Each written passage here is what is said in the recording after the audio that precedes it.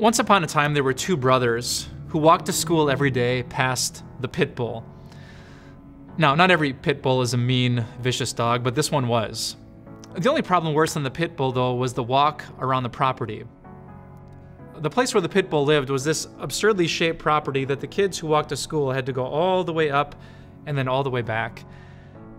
And it would seem so much simpler if they could just cut across the yard. And in fact, lots of kids did. They would look to see the dog, and if he was inside, they assumed he was asleep, and they grabbed their backpacks and they ran across the yard, and most of them were just fine. And one day, the little brother tried. He was walking with his big brother towards the house, and he was too tired to walk around. And so he said, "I'll be fine." He looked twice for the dog, didn't see him, and started to run. But 3 steps into the yard, and he heard it. He froze in his tracks and turned and saw the teeth bearing at him as the dog barreled towards him. He didn't have time to move. He was too frozen in panic, and the dog jumped until his brother pushed him out of the way. His brother gave his arm to the dog, and it clamped down on his flesh and ripped back and forth. "Run," the older brother said. And the little guy did.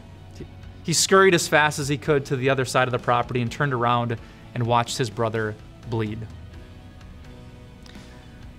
Sometimes following Jesus seems like a long walk, doesn't it?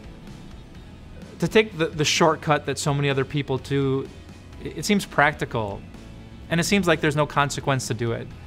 It happens when you come home after a long day and you don't really want to listen, and you think if you just try to make someone else understand what you're feeling, instead of patiently understanding what they're feeling, things will get better faster.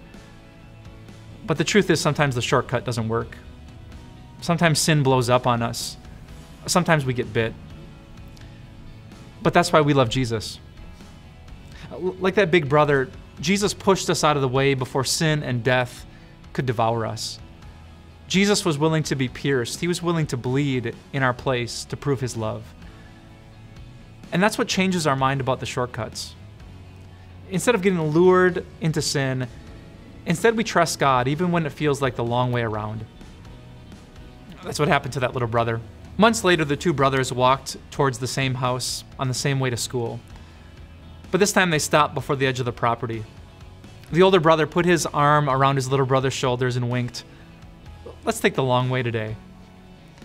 And when the little brother looked at the scars, the proof of his older brother's love, he knew that all his big brother wanted was what was best. I know sin seems like a shortcut that will work, but remember Jesus, your big brother. Look at the scars on his hands. Remember the one who bled for you, and trust will exist in your heart. And you'll believe that Jesus is not keeping something from you. He wants to keep you from something. He wants to bless you. So don't get lured. Take the long way around, and just remember Jesus' love.